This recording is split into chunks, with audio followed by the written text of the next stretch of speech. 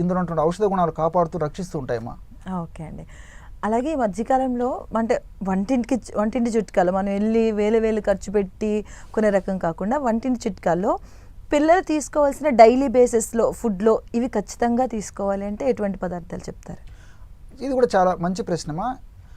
గత కార్యక్రమాల్లో కూడా నేను చాలామందికి చాలా వీడియోల్లో కూడా చెప్తుంటానమ్మా.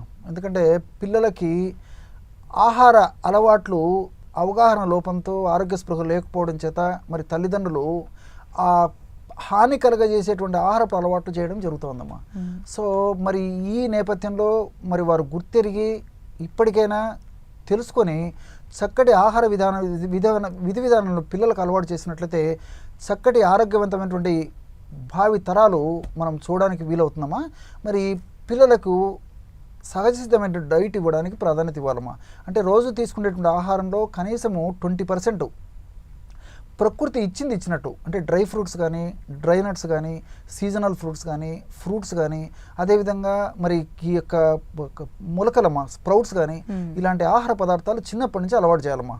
సో ఏదో ఒక పద్ధతిలో ఇచ్చేటువంటి ఆహారంలో కనీసం 20%, 10 నుంచి 20% వరకు ఖచ్చితంగా ఈ అలవాటు చేయడం చాలా చాలా ముఖ్యమమ్మా.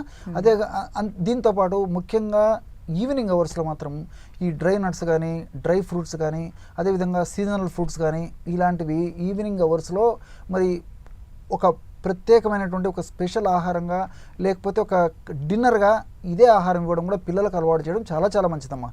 దీనివల్ల స్థూల పోషకాలు యొక్క సమస్య తగ్గిపోతుంది, సూక్ష్మ పోషకాలు యొక్క లేమితనము తగ్గిపోతుంది, ఇతర మైక్రోన్యూట్రియంట్స్ కానీ, తర్వాత బి కాంప్లెక్స్ ఫ్యాక్టర్స్ కానీ, ఇలాంటి అనేక మినరల్స్ కానీ ఇలాంటివన్నీ కూడా భర్తీ జరిగేసేసి ఆరోగ్యవంతమైనటువంటి యొక్క పిల్లలు చక్కటి ఆరోగ్యాన్ని పెంపొందించుకోవడానికి అవకాశం ఏర్పడుతుందమ్మా. ఓకే అండి.